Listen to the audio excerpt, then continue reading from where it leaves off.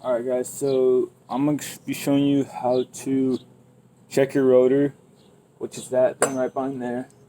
Check your brake pads from the top without even taking it off.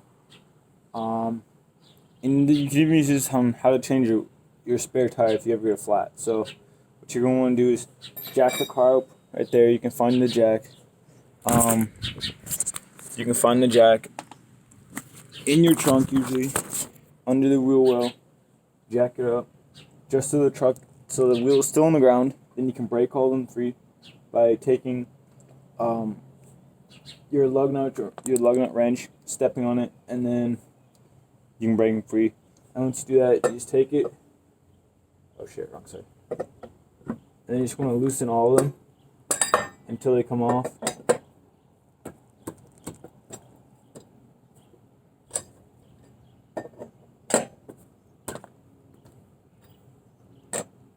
And once they're loosened, you can jack the car up a little further, and then you can take them off by hand, and then take the wheel off. And that's when you're gonna be able to see and have a clear view of the caliper and the brake rotor. And even if you're doing, control arm maintenance, it's right up there, or the strut tower maintenance, you'd have to take the wheel off for that too. So it's a tutorial you can use for that. So wheel is barely off the ground. Alright.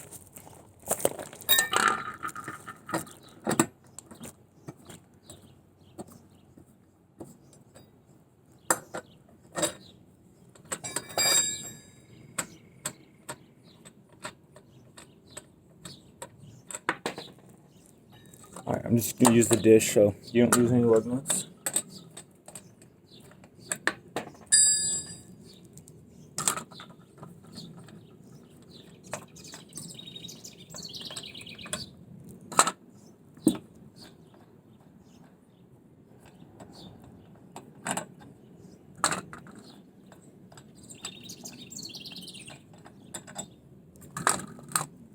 Set to the side, give it a yank.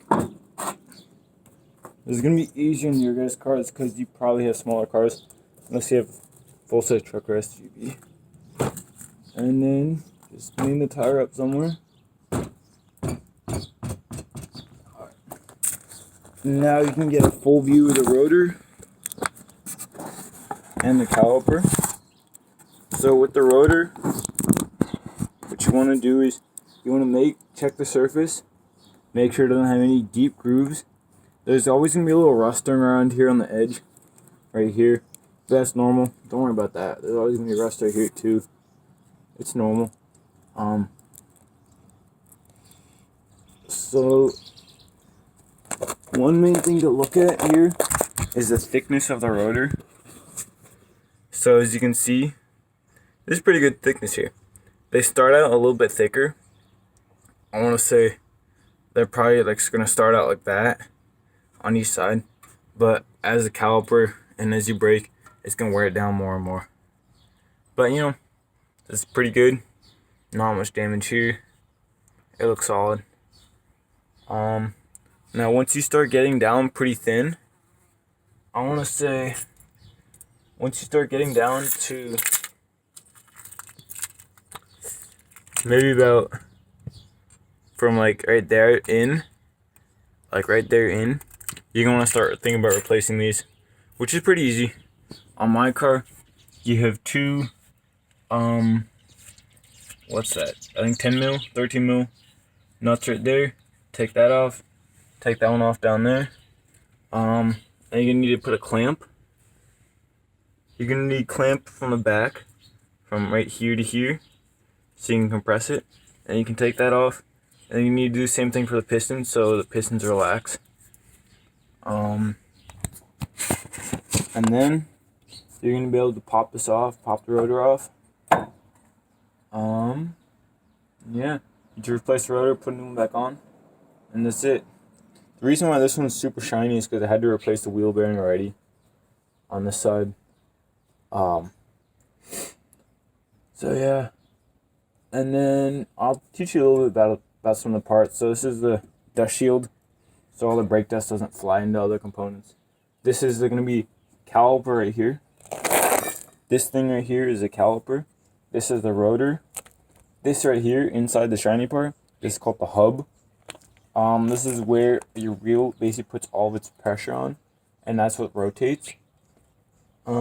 This is going to be your upper control arm. This is going to be your lower control arm, right down here. This part right here is going to be your lower control arm. And then this whole thing right here is called the knuckle. And that houses the wheel bearing, the CV shaft, and sway bars are connected to that too. So, pretty important thing right here. You can't really damage these unless you get in a bad crash. So, it's not really a area of maintenance you need to worry about. But, you know, still just good to know the names. Yeah. That's basically it. Actually, this is a strut tower. This thing is called the coil or spring. This whole thing is called the strut tower. These right here, the lower and upper control arms, basically allow your car to go up and down on bumps. It's pretty useful because you know you don't have a rough ride. But yeah, I'll probably put another tutorial later about fixing unlocking lock door switch that's stuck, because that's what's happening on mine. So, well, see you guys later then.